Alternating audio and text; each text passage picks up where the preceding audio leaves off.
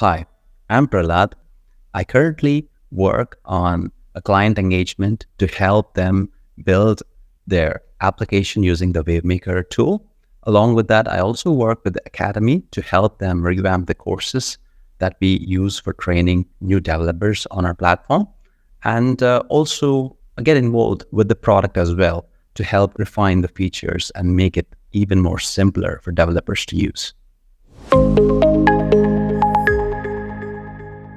The qualities that I, generally aspire for myself, I'd say this one because those are the things that we look in others as well. So one of the things is trying to give our best while we are doing whatever, um, either a commitment that we make to someone or either a promise that we make. So trying to give the best that we can in the role that we have, and also be open to ideas because ideas can come from anywhere.